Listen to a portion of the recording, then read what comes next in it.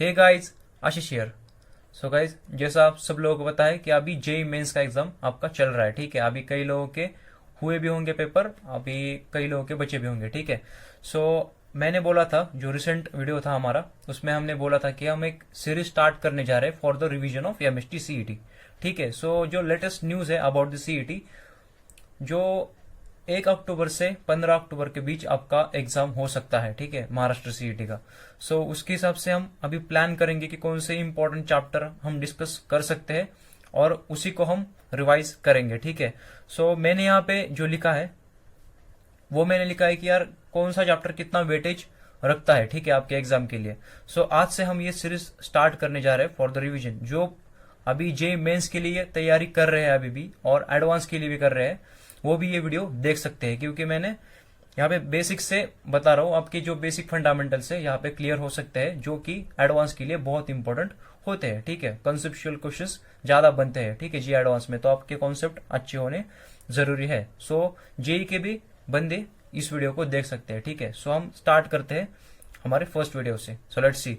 सो मैंने यहाँ पे फर्स्टली लिखा है कि यार कौन से चैप्टर आपको इस सीरीज में मिलेंगे और कौन से करने चाहिए। एक्चुअली मैंने उनका वेटेज भी इन परसेंटेज में लिख रखा है, तो हम देखते हैं। ठीक है, सो जो मैंने पहले के कुछ चैप्टर्स लिए हैं वो है इंटीग्रेशन, फिर डिफरेंशिएशन, फिर AOD that is application of derivatives. ठीक है, फिर लिमिट्स एंड कंटिन्यूटी में कंटिन्यूटीज थोड़ा ज्यादा इंपॉर्टेंस यहाँ पे देता है। फिर differential equation most important for the JEE advance 2, and फिर the application of definite integrals. ठीक है, जो भी इनडेफिनेट इंटीग्रल्स और डिफरेंट इंटीग्रल्स है इसमें आता है। ठीक है, इनडेफिनेट वाला। सो जो इंटीग्रेशन का पार्ट है that is the definite plus indefinite integration, मतलब उसमें आपको डायरेक्टली इंटीग्रेशन पूछा जाएगा, वो आपका 9% देता है। ठीक है, 9% उससे आता है। ठीक है, आपका मैथ्स का जो वेटेज होता है ओवरऑल। ठीक, फिर डिफरेंशिएशन जो है वो 7, फिर एओडी जो देता है वो 5% देता है, फिर कंटिन्यूटी 5%, फिर डिफरेंशियल इक्वेशन जो देगा वो 6% देगा, फिर the application of definite integrals. इसमें बेसिकली आपको एरिया अंडर द कर्व ये सब कॉन्सेप्ट पूछे जा सकते हैं क्वेश्चंस। ठीक है, इसमें आपको 4% दिया जाएगा। सो ये जो इतने चैप्टर्स है from the integration to the application of definite integrals, ये आपका ओवरऑल कैलकुलस का पार्ट होगा, और ये 31% कवर कर रहा है कैलकुलस आपका सीईटी में। ठीक है, सो आप यहाँ पे जान सकते हो कि यार इसका इंपॉर्टेंस बहुत होता है। सो हम बेसिकली ये चैप्टर्स देखेंगे। फिर 3D geometry, vector and the line and the plane, ये सब मिलाकर, मतलब ये एक ही जैसी चैप्टर है, इंटरलिंक है। ठीक है, सो इसलिए मैंने इनको कंबाइन करके यहाँ पे लिखा है। ये ओवरऑल आपको 22% देंगे। ठीक है, सो ये जो ओवरऑल चैप्टर है पूरे, ये सब मिलाकर 53% यहाँ पे बनता है। ठीक है, मतलब आधे से ज्यादा पेपर आपका खाली इन चैप्टर कवर कर लेंगे। ठीक है, सो हम यही चैप्टर अभी आगे डिस्कस करेंगे। सो जो आज का जो टॉपिक होगा हमारा, वो मैं रैपिडली कवर करूंगा, दैट इज 3D ज्योमेट्री हम आज स्टार्ट करेंगे। ठीक है, so without wasting any time चलते हैं। ठीक, सो इसमें प्रीवियस ईयर के क्वेश्चंस भी बहुत सारे हम डिस्कस करने वाले हैं, जिससे कि यार आपका जो बेसिक कॉन्सेप्ट से और कॉन्फिडेंस यहाँ पे बूस्ट हो जाए। ठीक है, सो लेट्स सी। सो मैं जल्दी से आपको सारे कॉन्सेप्ट रिवाइज कर देता हूँ पहले, और फिर हम क्वेश्चन की तरफ बढ़ते हैं। ठीक है, सो जो फर्स्टली है that is the idea of 3D। Exactly 3D क्या होता है। ठीक है, सो एक 3D प्लेन गिवन है, OX एक यहाँ पे वेक्टर होगा जो कि कोऑर्डिनेट एक्सेस है एक 3D प्लेन में। ठीक है, फिर OY एंड OZ, ये तो आपको बेसिक पता ही होगा। सो यहाँ पे इसके एक्सेस और प्लेन कौन से है आपको समझने हैं। ठीक है, OX, OY एंड OZ ये एक्सेस है, it is main coordinate axes, and the plane कौन से है, दैट इज XZ प्लेन, मतलब ये पूरा कवर। ठीक, ये XZ प्लेन होगा, ये XY प्लेन होगा, और ये ZY प्लेन होगा। ठीक है, और ये O ऑब्वियसली ओरिजिन होगा। ठीक है, सो ये एक 3D है, और ये जो एक्सेस है वो 90 डिग्री, इनका जो एंगल होगा हर एक के बीच में वो होगा 90 डिग्री एक्यूरेटली। ठीक है, सो या इतना तो आपको अभी आइडिया लग गया होगा कि एग्जैक्टली 3D क्या होता है, एक 3D स्ट्रक्चर क्या होता है। फिर पॉइंट इन द स्पेस। ठीक, अभी पॉइंट इन द स्पेस क्या है, if the coordinate of the point P अभी सपोज किसी भी प्लेन में एक पॉइंट कहीं पर भी पी ले लो सपोज, ठीक है, यहाँ पे हमने पी ये ले लिया, ठीक है, और इसके जो डिस्टेंसेस है from that coordinate axis, from this x, from this y and from this z are the respectively as x, y और the z, then the position vector of the point P with respect to the same origin is x i cap plus y j cap और the z k cap. अभी किसी भी point का vector आप किस प्रकार लिख सकते हो, ठीक है, यहाँ पे ये डिस्कस कर दिया है। सपोज किसी भी एक प्लेन में बोलो या एक स्ट्रक्चर में बोलो, 3D स्ट्रक्चर में एक पॉइंट हमने यहाँ पे कंक्लूड कर दिया, that is the point P. इसका जो डिस्टेंस है फ्रॉम द एक्स एक्सिस वो है x, from the y that is the y distance, and the z जी से जी इसका डिस्टेंस है, ठीक है। सो इसका आप क्या लिख सकते हैं, इसका आप वेक्टर इक्वेशन क्या लिख सकते हैं, तो ये आपका एक वेक्टर इक्वेशन होगा, that is the x i cap, i मतलब ये एक्स एक्सिस को डिनोट कर रहा है, फिर वाई जे कैप ये वाई को डिनोट कर रहा है, और द जी के कैप ये जी को डिनोट कर रहा है from the distance from the that particular coordinate axis here. फिर हम स्ट्रेट लाइन के बारे में पढ़ेंगे, ठीक है। सो इसमें कुछ केसेस है पहले। सो इसके बेसिकली यहाँ पे दो केसेस होंगे, हम दोनों अच्छे से यहाँ पे अभी देख सकते हैं, ठीक है। सो जो फर्स्ट है that is the passing through the given point and the parallel to the given vectors. आपको एक प्लेन में एक पॉइंट गिवन होगा और उसी के जिस लाइन का आपको यहाँ पे इक्वेशन निकालना है उसी के पैरेलल एक दूसरा वेक्टर आपको गिवन होगा जिसके आपको डायरेक्शन कोसाइन फाइंड आउट करने हैं। अब ये डायरेक्शन कोसाइंस क्या है और द डायरेक्शन रेशियोज, ये आपने नाम सुने होंगे, ठीक है, या ये दोनों हम अभी आगे डिस्कस करेंगे, ठीक है, direction ratios and the direction cosine. So जो पैरेलल में वेक्टर गिवन है उसके डायरेक्शन कोसाइन आपको यहाँ पे यूज करने हैं, ठीक है, बेसिकली। सो यहाँ पे आप देख सकते हो यहाँ पे 3D स्ट्रक्चर गिवन है। अभी इस लाइन का आपको इक्वेशन निकालना है, इस लाइन का, ठीक है, और ये पैरेलल में पहले से ही गिवन है, that is the b vector. ये पॉइंट ए गिवन है, यहाँ पे बोला है कि passing through the given point, ये ए पॉइंट आपको पहले से ही गिवन है जिससे कि हमारा लाइन पास हो रहा है, ठीक है। और ये पी यहाँ पे लाइन हमारा खत्म होता है, और यहाँ पे रेफरेंस लिया है जिसका हमें इक्वेशन फाइंड आउट करना है, ठीक, और ये a vector for that particular point. अभी वेक्टर फॉर्म कैसे, एक इसका एक क्या बोल सकते हैं स्टैंडर्ड फॉर्म होता है, that is the r vector is equal to a vector plus t b vector. अभी यहाँ पे जो ए डिनोट कर रहा है एक पॉइंट को गिवन कर रहा है जिससे कि वो लाइन पास हो रही है, और ये बी जो डिनोट कर रहा है वो इसके पैरेलल लाइन को डिनोट कर रहा है जो कि ये है, ठीक है। सो इसको विद द टी लिखा है, टी एक पैरामीटर है, कौन सा भी कांस्टेंट यहाँ पे हो सकता है, that is the r vector is equal to a vector plus t into b vector. फिर से बताता हूँ, ये ए जो होगा वो पॉइंट को डिनोट कर रहा है जिससे कि लाइन पास हो रही है, और ये बी उसके पैरेलल वाली लाइन है, पैरेलल वाली वेक्टर है, ठीक है। सो इसी का कार्टेशियन फॉर्म कैसे लिख सकते हैं हम इसका कार्टेशियन कुछ इस प्रकार यहाँ पे लिख सकते हैं, that is the x minus x one by l is equal to y minus y one by m is equal to z minus z one by n is equal to t. और अभी मैं यहाँ पे कुछ आपको ये कैसे आया ये अभी रैपिडली बता देता हूँ, ठीक है। सो जिस पॉइंट से हमारा लाइन यहाँ पे पास हो रहा है उसको हमने ए लिख रखा है, और जिसके जो कोऑर्डिनेट है from the x y z axis वो है x1 y1 और द z1, ठीक है। वो लाइन जिससे पैरेलल है जिसके हमें डायरेक्शन कोसाइन यहाँ पे यूज करने हैं उसका जो इक्वेशन गिवन है that is the l i cap plus m j cap plus n k cap. अभी जो यल यम यन है वो है डायरेक्शन कोसाइन जो आपको पता होगा, ठीक है। सो यही हमको यहाँ पे यूज करना है और इसका बहुत यूज होता है 3D में, ठीक है। और जिस जो लाइन हमें फाइंड आउट करनी है उसको हमें x i cap y j cap और जेड के कैप सिंपली यहाँ पे आप रिप्रेजेंट कर सकते हो। तो अगर ये तीनों पॉइंट आप डायरेक्टली इस इक्वेशन में अगर पुट कर देते हो तो ये हमारे पास आ जाता है जो कि इसका जो इसका कार्टेशियन फॉर्म है, ठीक है। सो सिंपली आपको बस यही करना है, ए के पॉइंट आपको एज कैसे यहाँ पे पुट करना होगा, that is x1 I cap plus y1 J cap plus z1 के कैप, ठीक है, इसकी जगह। फिर b की जगह ये b और r की जगह ये। सो डायरेक्टली आपके पास ये बन जाता है, ठीक है, इक्वेशन। ये इंपॉर्टेंट है, दैट इज द ये equation for the passing through the given point and the parallel to the given vector, that is the b vector. ये तो आपको समझ आया होगा। अभी हम सेकंड केस की तरफ चलते हैं, ठीक है। सो ये है हमारा second case, that is the straight line passing through two given points. अभी पिछले जो केस में दिया था उसमें एक पॉइंट दिया था जिससे कि वो लाइन पास हो रही है, और जो दूसरा हमें जो पैरामीटर गिवन था वो था एक वेक्टर गिवन था जो कि उसके पैरेलल में था, ठीक है।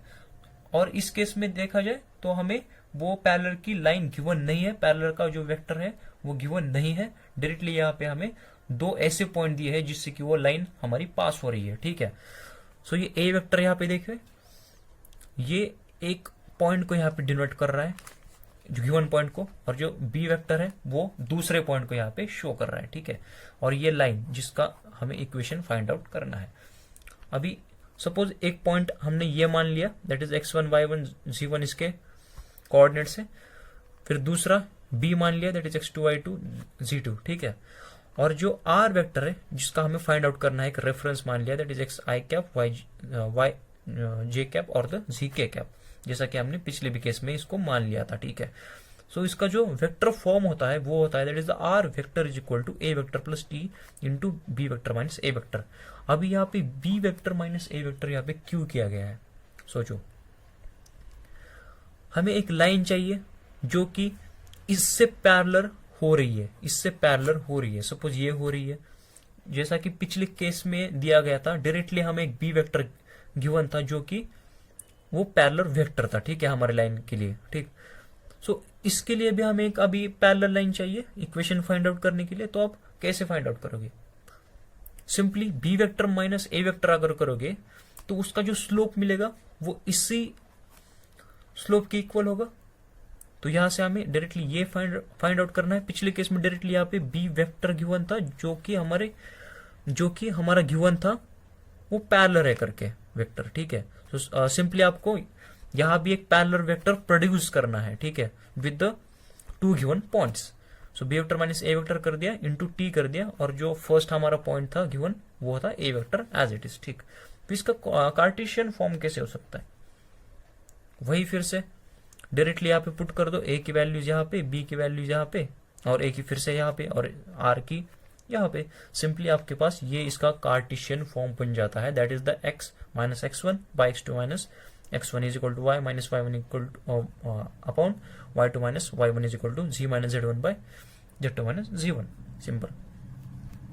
अगर आप इस पे यार 2-3 क्वेश्चन सॉल्व कर लेते हो, सॉल्व एग्जांपल्स, तो आपको ये क्रिस्टल क्लियर अच्छे से समझ आ जाएगा, ठीक है, कॉन्सेप्ट कुछ भी नहीं है वैसे, ठीक। फिर हम नेक्स्ट टॉपिक की तरफ बढ़ते हैं, that is the angle between the two lines. आपको टू लाइंस गिवन होंगी, उससे उन दोनों के लाइंस के बीच जो भी एंगल यहाँ पे प्रोड्यूस हो रहा है वो आपको फाइंड आउट करना है, ठीक है। सो अभी हमने रिसेंटली देखा फर्स्ट केस में कि आपको लाइन किस प्रकार गिवन थी इन द वेक्टर फॉर्म। उसी प्रकार यहाँ पे दो लाइंस गिवन है, that is the r vector is equal to a vector plus t into b vector, और the r vector is equal to c vector plus t into d vector. ये another line है, ठीक है। So ये दो line आपको given है, और इन दो लाइन के बीच में आपको फाइंड आउट करना है कि एक्चुअली वो कितना एंगल क्रिएट कर रहे हैं। सो मैंने बोला था यार कि आपको डायरेक्शन कोसाइन का बहुत यूज होगा। सो अगर आपको दो लाइंस के बीच एंगल फाइंड आउट करना है तो direction cosine is the must. किसी भी लाइन का डायरेक्शन कोसाइन निकालना आपको आना चाहिए। वो कैसे निकालते हैं हम अभी डिस्कस करेंगे, ठीक है। सो बेसिकली इस लाइन में जो फर्स्ट लाइन है इसमें डायरेक्शन कोसाइन कौन रिप्रेजेंट कर रहा है? बी वेक्टर, इस लाइन में डी वेक्टर। सो अगर आपको उन दो लाइन के बीच में एंगल यहाँ पे फाइंड आउट करना है तो डायरेक्टली उनका डॉट प्रोडक्ट लीजिए। Theta is equal to cos inverse of B vector dot d vector by mod of B vector and mod of d vector. अभी ये मॉड कैसे निकाला जाता है, ठीक है। सपोज आपको बी वेक्टर गिवन है like x i cap, y j cap and z k cap, ठीक है। सो इसका जो बी वेक्टर निकाला जाएगा वो होगा root of x square plus y square plus z square, ठीक है। सिंपली ऐसे निकाला जाता है। सिमिलरली डी का निकालो और यहाँ पे ये फॉर्मूला लगा दो। अभी ये कैसे आया है, ठीक है। सो मैंने बोला कि यार इनके पहले डायरेक्शन कोसाइन निकालो इन लाइंस के, और फिर इनका डॉट प्रोडक्ट आपको लेना है। डॉट प्रोडक्ट कैसे निकाल जाता है? सपोज मैं इन दोनों का लेता हूँ, यह हमारे पास डायरेक्शन कोसाइन से ठीक है। तो इनका डॉट प्रोडक्ट क्या होता है, आपने पढ़ा होगा, that is the b vector dot d vector dot product, ठीक। सो वो होता है cos theta into mod of B vector and the mod of d vector. So इसको ही मॉडिफाई करके यार थीटा की डायरेक्टली यहाँ पे वैल्यू निकाल के ये यहाँ पे जनरेट हो जाता है सिंपली, ठीक है। सो इसी का अगर कार्टिशियन यहाँ पे देखा जाए कि कार्टिशियन फॉर्म इसका क्या होता है। सो मैंने बोला था यार कार्टिशियन में आपको कैसे यहाँ पे इक्वेशन मिल रहे दो लाइंस के, तो सिमिलरली लाइक दैट ओनली। और जो पिछली पेज पे भी देखा था हमने, जो फर्स्ट केस था यहाँ पे, ठीक है। सो ये इस प्रकार आपको यहाँ पे रिप्रेजेंट कर रहा है लाइन को, ठीक है, जो कि एक पॉइंट से गिवन है और उस एक वेक्टर के पैरेलल में है, ठीक। सो ऐसे ही आपको यहाँ पे दो इक्वेशंस गिवन है for the two lines, for two different lines. यहाँ पे x1 y1 z1 से ये पास कर रहे हैं लाइन, और उस लाइन के जो डायरेक्शन कोसाइंस है वो है a1 b1 c1, ये नीचे के डायरेक्शन कोसाइंस होते हैं, ठीक है। और जो सेकंड लाइन है वो भी x1 y1 और c1 से पास हो रहे हैं, और पर इनके जो डायरेक्शन कोसाइंस है वो अलग है, that is the a2 b2 और c2 हियर। सो इनका कैसे निकाला जाएगा, मैंने बोला था यार अगर दो लाइंस के बीच में आपको एंगल यहाँ पे फाइंड आउट करना है तो सिंपली डायरेक्शन कोसाइन निकालो उनके और फिर वहां पे डॉट प्रोडक्ट लगा दो, ठीक है। यही आपको अप्लाई करना है यहाँ पर भी।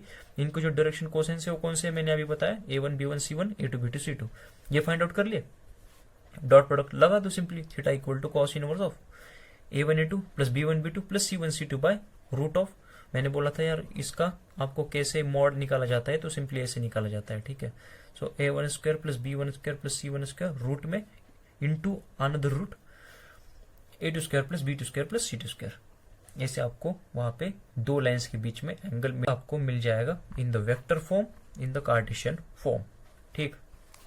अभी इसमें हम क्वेश्चन देखेंगे, ठीक है।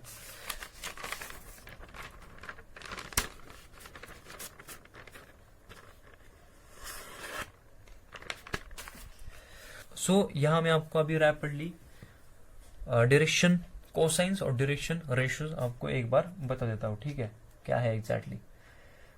सो पहले आप ये समझो कि ये एक आपको 3D स्ट्रक्चर यहाँ पे गिवन है, और कौन सी भी एक लाइन गिवन है, सपोज हम यहाँ पे निकाल देते हैं, ठीक है। ये यल लाइन आपको यहाँ पे गिवन है, ये x है, ये y है और ये z है। x के साथ जो ये यल एंगल बना रहा है उसको हम मान लेते हैं अल्फा, ठीक। फिर जो यल लाइन जो है वो y के साथ जो बना रहा है वो है बीटा, और ये यल सिंपली जी के साथ बना रहा है यहाँ पे गामा, ठीक, जी है, ठीक। सो इसका इक्वेशन क्या हो सकता है, ठीक है।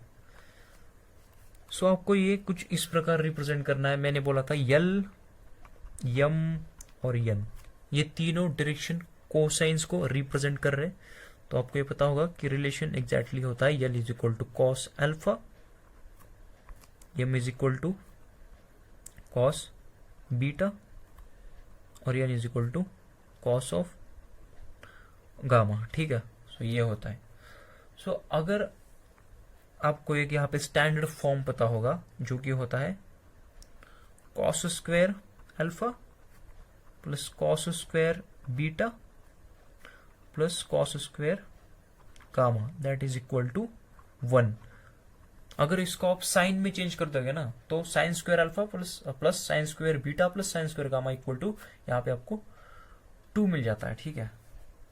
सो आप यहाँ पे चेंज कर सकते हो, आपको जो पता ही होगा sine square theta plus cos square theta equal to 1 होता है, उसको आप यहाँ पे पुट करके आप साइन का भी इक्वेशन यहाँ पे प्रोड्यूस कर सकते हो। तो हम ये डायरेक्शन को साइन के बात कर रहे हैं, ठीक है, ठीक। सो जो यल है, यम है, यन है, कॉस अल्फा है, कॉस बीटा है, कॉस गामा है, ये सिंपली आपकी डायरेक्शन कोसाइन है for that particular 3D structure, ठीक। सो अगर आपको ऐसा किसी भी क्वेश्चन में गिवन होगा कि एक लाइन है जो कि x के साथ इतना एंगल बना रहा है, समथिंग एक्स वाई जेड, फिर y के साथ इतना, फिर z के साथ इतना, तो सिंपली आपको इसमें डायरेक्शन कोसाइन फाइंड आउट करके पहले रखने हैं, क्योंकि इनका यूज आगे होने जा रहा है, ये आपको समझना है।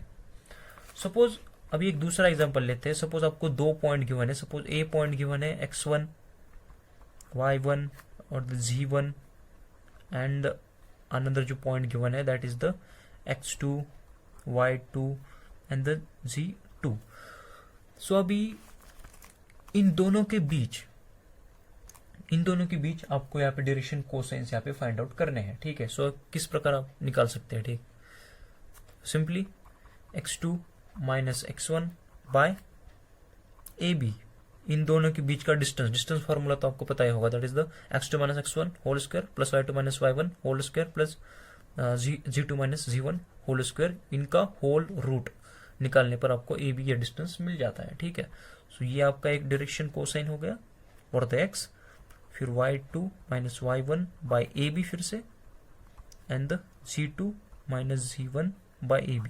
सो ये आपके डायरेक्शन कोसाइंस हो गए। अगर आपको 2 पॉइंट्स ऐसे गिवन है तो ऐसे आपके डायरेक्शन कोसाइन निकाले जाते हैं, ठीक है। आपको डायरेक्शन कोसाइन का यहाँ पे फंडा अभी पता चल गया होगा, ठीक है। सो हम अभी प्रीवियस ईयर के क्वेश्चन की तरफ बढ़ते हैं। आपको खाली इतना ही कॉन्सेप्ट याद रखना है फॉर द डायरेक्शन कोसाइन, इसके अलावा कुछ भी नहीं पूछा जाएगा, ठीक। सो ये कैसे आता है ये तो आपको समझ में आया होगा।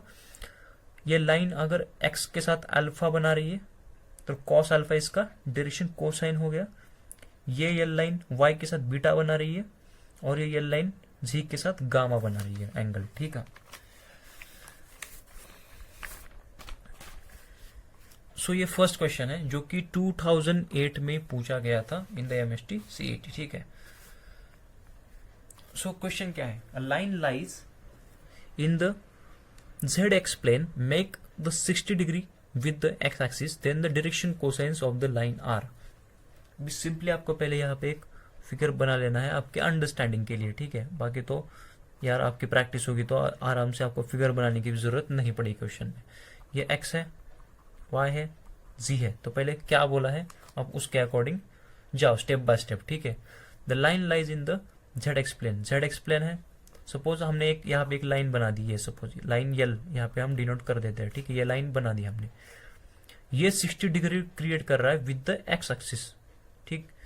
सो मैंने बोला था यार जो लाइन है एक्स के साथ बना रही है तो वो क्या है, अल्फा है। सो अल्फा की वैल्यू डायरेक्टली यहाँ पे गिवन है, दैट इज द 60 डिग्री। और ये जेड एक्स में प्लेन है। अगर कौन सी भी लाइन किसी भी प्लेन में गिवन है तो जो भी अभी एक कोऑर्डिनेट एक्सिस उसमें बीच में बचा है उससे वो 90 डिग्री यहाँ पे क्रिएट करता है। सपोज ये लाइन है, हमें क्या गिवन था, वो that is the line lies in the Z X plane, ठीक है। ये जेड एक्स प्लेन में गिवन है लाइन, तो ये वाई के साथ 90 डिग्री यहाँ पे बना रहा है। ये अब कॉन्सेप्ट ही है, ठीक है। सो डायरेक्टली लाइन और वाई के बीच में 90 डिग्री बन रहा है तो बीटा की वैल्यू यहाँ पे 90 डिग्री हो गई, ठीक, सिंपल एज दैट।